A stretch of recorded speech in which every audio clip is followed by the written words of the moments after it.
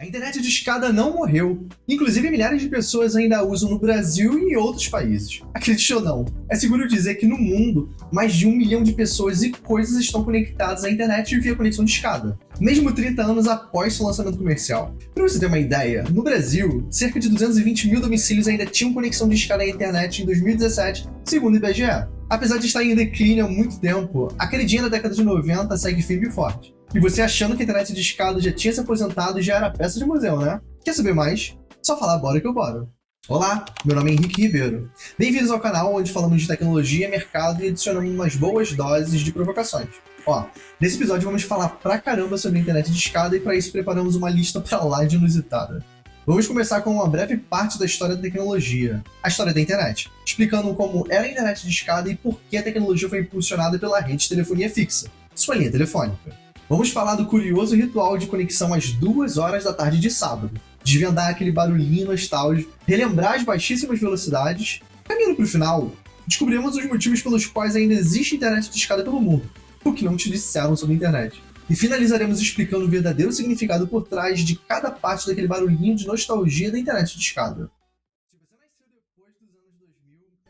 Se você nasceu depois dos anos 2000, é muito provável que não tenha usado, mas já tenha ouvido falar da internet de escada.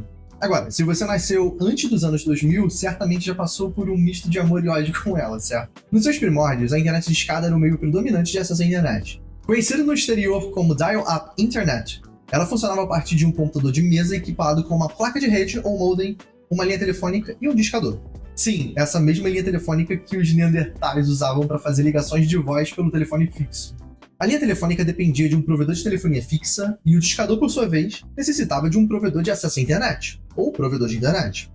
O famoso desktop, outro nome para o computador de mesa, era o dispositivo mais difundido do mercado de tecnologia e praticamente o único que permitia a experiência plena de navegação pela internet. Toda vez que alguém utilizava a internet de escada em casa, a linha telefônica ficava ocupada pelo modem. Isso era tipo um problemão, porque se alguém da família precisava fazer ou receber uma ligação telefônica, era necessário se desconectar da internet para que a linha voltasse a ficar livre novamente. A verdade é que sem as redes de telefonia fixa e consequentemente a internet de escada, a internet não seria o que é hoje. Conectar dois computadores de mesa próximos um do outro é fácil, basta conectar um cabo de rede entre eles. Aquele cabo internet azulzinho, sabe? Às vezes chamado de cabo de internet. Inclusive me lembro, ainda moleque, pensando em estender um cabo de rede da minha casa até a casa de um primo a 300 metros de distância só para jogarmos alguns jogos em dupla. Tá, a gente não fez isso, e já te adianto que não teria funcionado. E o motivo disso é que o limite do comprimento do cabo internet costuma ser de 100 metros, devido ao enfraquecimento do sinal e aumento de ruído. Tema para outro momento. Aliás, teria sido bem legal. O problema surge quando precisamos estender cabos para conectar em escala computadores geograficamente distantes. Tarefa absolutamente inviável se estendêssemos vários cabos entre computadores. Na época, já existiam redes de telefonia fixa implantadas nacionalmente em muitos países e usadas para conectar telefones fixos. Essas redes tinham uma estrutura pronta que permitia a conexão em escala. Então por que não usar a mesma rede para conectar também computadores? Mas sempre tem um porém. Essa rede foi concebida para conectar telefones fixos, não computadores de mesa. Por isso que foi necessário fazer algumas adaptações, como a introdução da placa de rede, o modem, que permitia a conexão dos computadores com a rede de telefonia fixa através dos telefones fixos. Este tema é irado demais, dá uma tangente bem interessante sobre os assuntos de redes comutadas por circuitos e comutadas por pacotes. Vamos deixar na manga para o futuro. Todo sábado, a partir das 2 horas da tarde, era uma guerra para conseguir acessar a internet. Na verdade, havia outros horários também, e isso estava relacionado aos pulsos. Na época, o custo de uma ligação telefônica estava atrelado ao conceito do pulso, que era tipo uma unidade de medida de tempo em que a duração era igual a 4 minutos. A cobrança das ligações baseada no pulso era meio complicada e trazia algumas distorções. Funcionava mais ou menos assim, ó. Quando a ligação era atendida, cobrava-se de cara o primeiro pulso e o segundo pulso era cobrado a qualquer momento, aleatoriamente, em até 4 minutos após o início da ligação. A partir daí, os pulsos seguintes eram cobrados em uma cadência de 4 em 4 minutos. Então ligações de mesma duração poderiam ter custos ligeiramente diferentes. Por isso que a Anatel, a Agência Nacional de Telecomunicações, editou as regras mudando a cobrança de pulso para minuto. Essa mudança na cobrança criou 2 tipos de planos obrigatórios. O plano básico, para as pessoas que faziam ligações de curta duração, até 3 minutos em geral, e o plano alternativo, também conhecido como passo. para a galera que gostava mais das ligações longas. Parte da ideia de cobrar por minuto era remover aquelas distorções do segundo pulso, aquele aleatório dentro dos 4 minutos iniciais, por algo mais justo, que cobra exatamente pelo tempo de uso. O problema é que a mudança por si só trouxe um aumento do custo das ligações, ao invés de reduzir os custos de voz. Então, apesar do modelo mais justo, os consumidores não fugiram de pagar mais caro pelas ligações. Na época, os custos dependiam do que era conhecido como tarifa normal e tarifa reduzida. No primeiro caso, a tarifa normal seguia a regra que descrevi anteriormente sobre a incidência dos pulsos no início, do aleatório e da cadência de 4 em 4 minutos. Essa tarifação se aplicava todos os dias da semana, de 6 horas da manhã à meia-noite, e sábado de 6 horas da manhã às 2 horas da tarde de sábado. Já no segundo caso, a tarifa reduzida, cobrava-se um único pulso por ligação, independentemente do tempo de conversação, que é o tempo que você fica conversando ao telefone.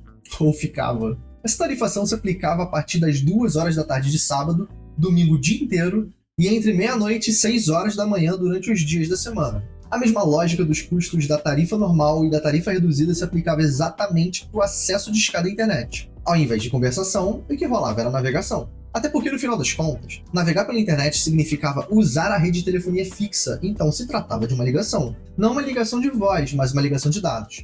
Com a mudança de pulso para minuto, a lógica da tarifa normal e tarifa reduzida se manteve. A diferença é que no período da tarifa reduzida se cobrava o equivalente a 2 minutos de conversação. E para a felicidade de todos os brasileiras e brasileiros que adoravam navegar pela internet, com as salas de bate-papo, MSN, ICQ e Flogão, a tarifa reduzida permitia desfrutar da internet sem se preocupar com a conta telefônica no final do mês. Por outro lado, era uma guerra conseguir acessar a internet a partir das 2 horas da tarde de sábado.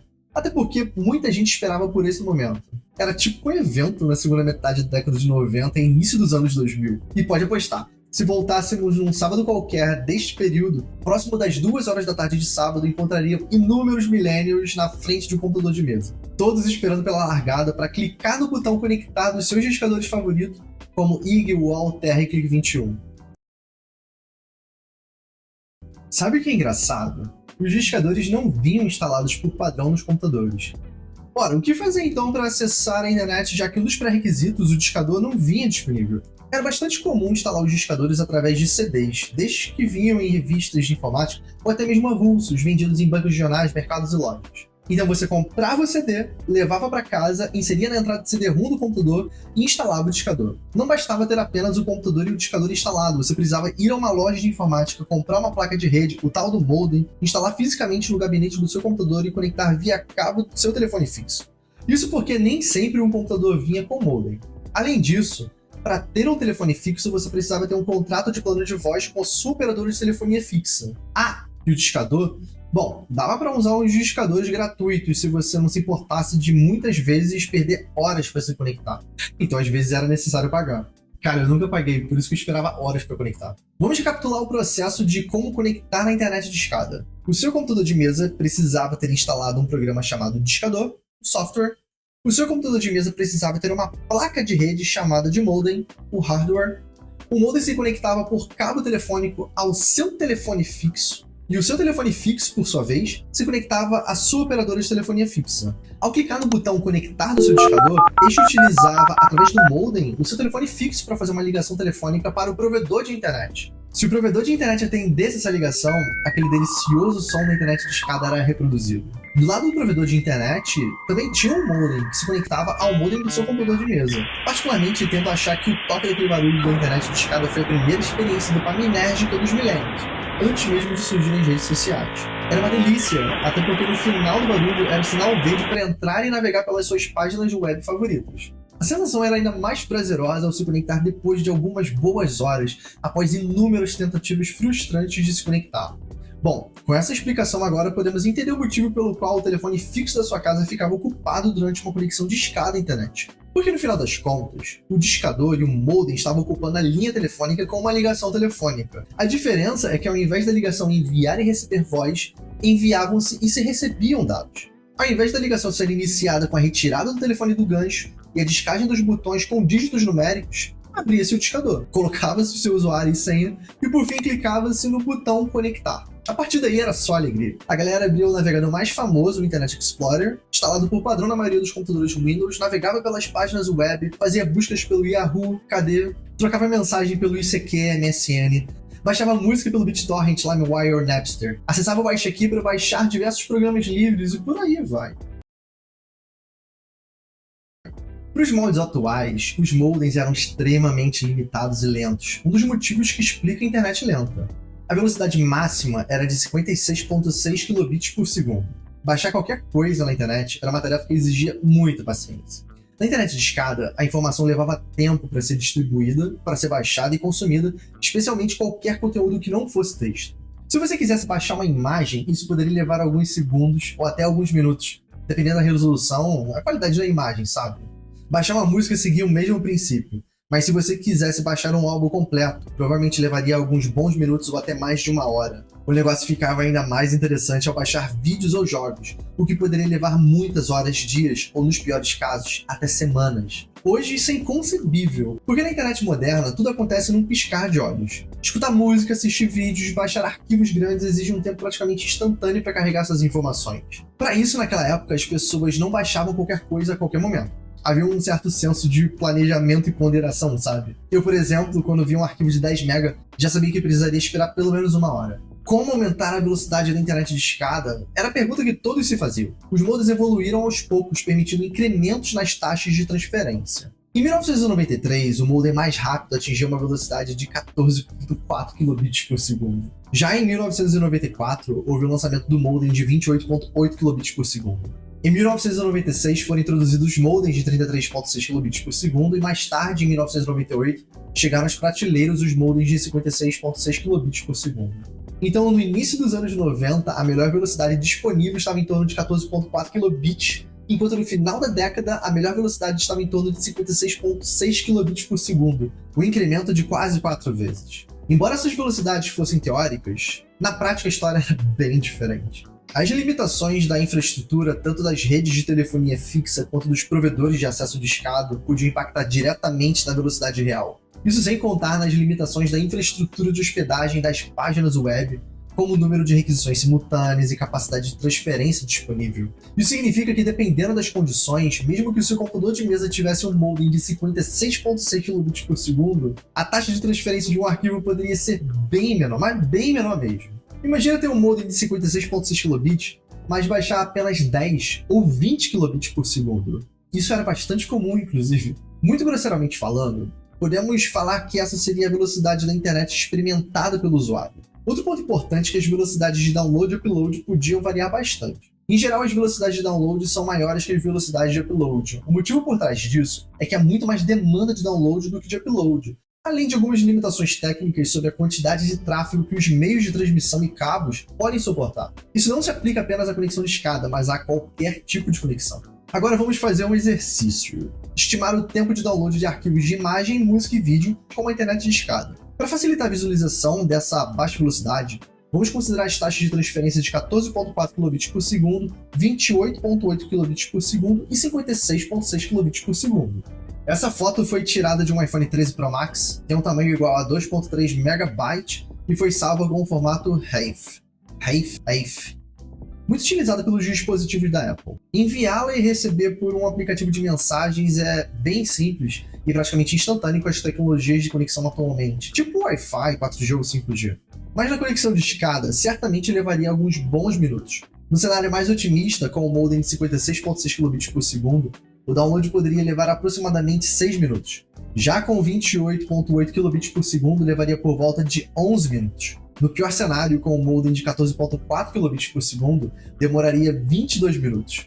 De novo, considerando as taxas teóricas, não necessariamente as taxas reais ou as velocidades reais. Essa música se chama Não Me Apresse Para Amanhã, de Harry Andrade, tem um tamanho igual a 6.4 MB e foi salva no formato .aac. Essa música é uma delícia de escutar e está disponível em todas as plataformas de streaming. Eu recomendo demais. Voltando à discussão da estimativa do tempo, no melhor cenário levaria 16 minutos contra 31 minutos no cenário intermediário e um pouco mais de 1 hora no pior cenário.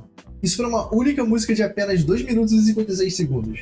Se tivéssemos que baixar o EP completo do Harry, que tem 5 músicas e um tamanho total de 37.5 MB, levaríamos entre 1 hora e meia, 3 horas e até 6 horas para baixar tudo.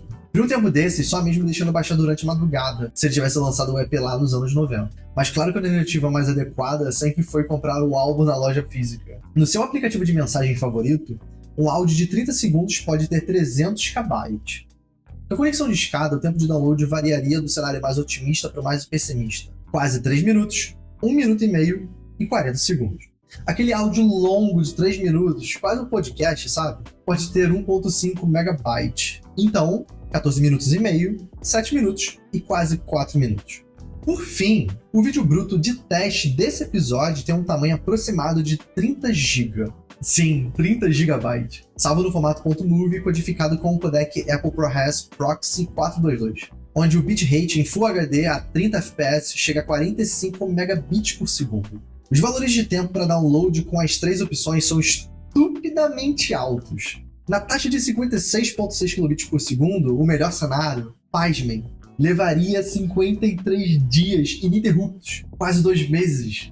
Na taxa de 28.8 kbps por segundo, seriam necessários 103 dias, um pouco menos de 4 meses. E no cenário mais pessimista, com 14.4 kbps por segundo, quase 7 meses. Mais de meio ano. Cara, que loucura. Mas é importante mencionar que enquanto você assiste esse vídeo, a sua internet não está baixando 30 GB. O YouTube aplica um processo chamado de transcoding, que converte o vídeo para múltiplos formatos e resoluções, de forma a acomodar diferentes dispositivos e conexões à internet, mas não na internet lenta que é de escada. Assim, um vídeo tipo esse pode ter um tamanho entre 200 e 500 MB para resoluções como 240p e 360p, e até 4,5 a 7,5 GB para resoluções como 720p, que é o HD, e 1080p, o Full HD. Você quer saber os tempos de download para cada caso? Fica como exercício caso você tenha interesse.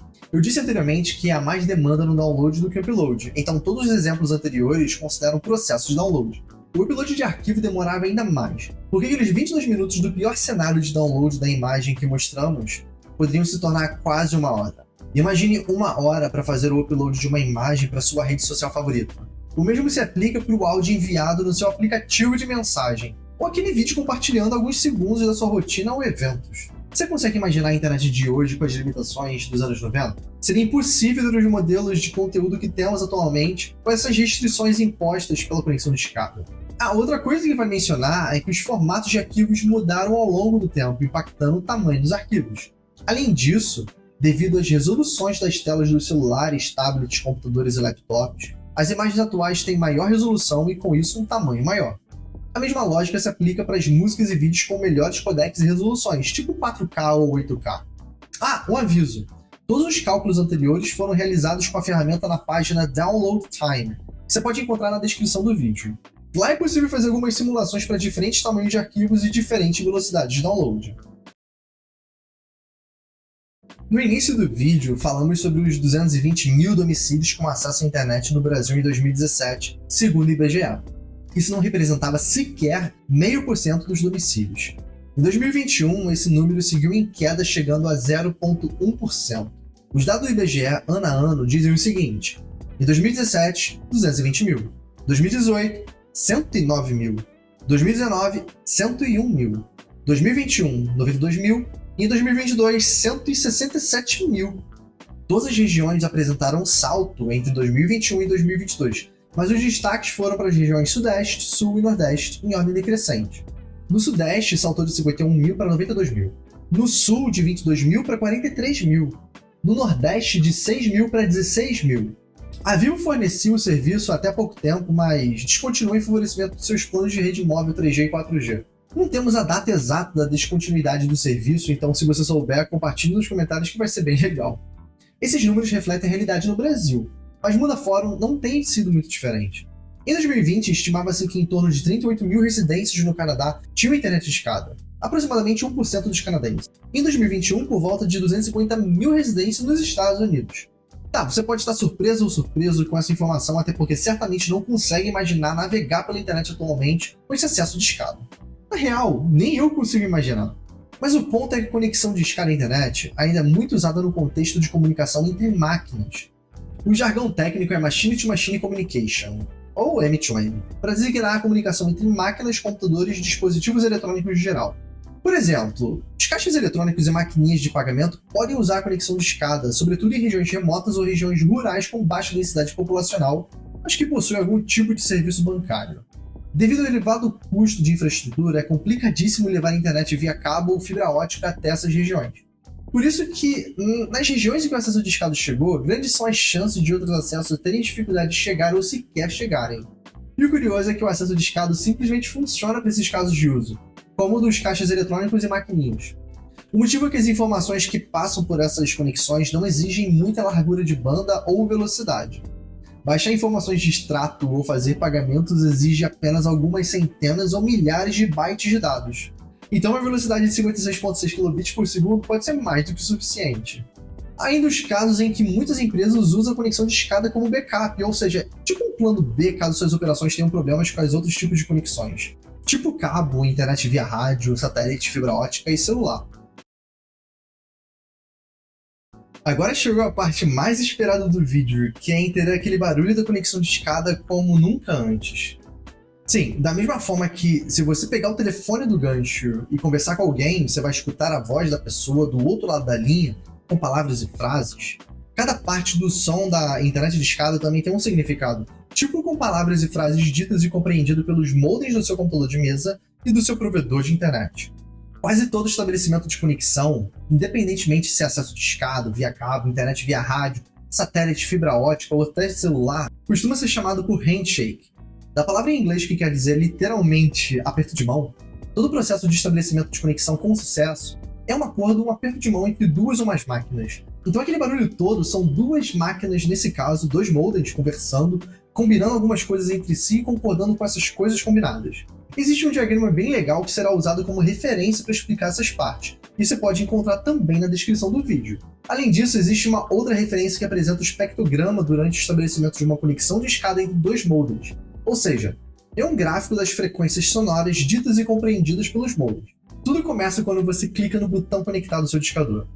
Este, através do modem, faz uma ligação telefônica para o número de telefone do seu provedor de internet. Então esse som é o barulho do envio dos sinais, ou no jargão técnico a troca de sinalização, que representam o pressionar de cada botão com dígitos numéricos do seu telefone. O discador via modem usa seu telefone fixo para discar para esse número como se você estivesse pressionando os botões do telefone fixo. Daí o modem responde a ligação. Alô? Aqui é o modem do seu provedor de internet. Para te ajudar, por favor, me envie suas informações. Daí o seu modem responde. Ah, tudo bem. Eu vou te enviar as minhas informações e para isso eu vou sair do modo telefonia e mudar para o modo de transferência de informação. Essas aqui são as minhas informações, ó. Eu suporto essa tecnologia, eu sou desse país e eu fui produzido por esse fornecedor. Ok, agora vamos trocar as nossas informações de capacidade e tecnologia. Eu já te aviso que pode ser que alguma coisa não seja suportada entre a gente. Mas antes, deixe-me desabilitar aqui o supressor de eco para evitarmos de algumas perdas de dados. Ah não, tá. Eu vou enviar 6 vezes as minhas informações de capacidade, que são essas aqui, ó. Ok, eu vou enviar 3 vezes as minhas informações de capacidade, que são essas aqui, ó. Feito o envio das informações de ambos os lados, agora os dois modems fazem testes para validar que conseguem atender às exigências de capacidade de cada lado, como frequência exportadora, potência, taxas de símbolos de transmissão e recepção e várias outras coisas. Daí começa aquele som de ruído branco, tipo quando as televisões antigas ficavam chiando, porque ali os modems estão fazendo vários testes em várias frequências. Daí quando tudo fica mais calmo, ambos enfim apertaram as mãos e estão prontos para lidarem com os dados da sua navegação pela internet. E é assim que funciona a internet de escada. Para os millennials, encerrada a história de nostalgia da internet de escada. Para os mais novos, encerrado o passeio no museu, o mais estranho que isso pareça. Embora não seja o fim da internet via conexão de escada, descobrimos que ainda há pessoas e coisas que a utilizam. Relembramos como a linha telefônica ficava ocupada, o ritual das 2 horas da tarde de sábado e as horas ou dias necessários para baixar arquivos grandes. No entanto, para a maioria de nós, a internet de escada é uma página virada. Do contrário, não conseguiríamos sequer assistir vídeos como esse, online. Agora queremos ouvir de você. Qual é a sua lembrança mais marcante dessa época? Compartilhe nos comentários, vai ser bem legal ler suas histórias. Se você curtiu o vídeo, deixa um like, inscreva-se no canal e ative o sininho de notificações para não perder os próximos vídeos. Inclusive no próximo, vamos continuar nossa jornada no tempo explorando a evolução das conexões de internet e como as lan houses foram fundamentais para esse processo aqui no Brasil. Obrigado por assistir e nos vemos na próxima.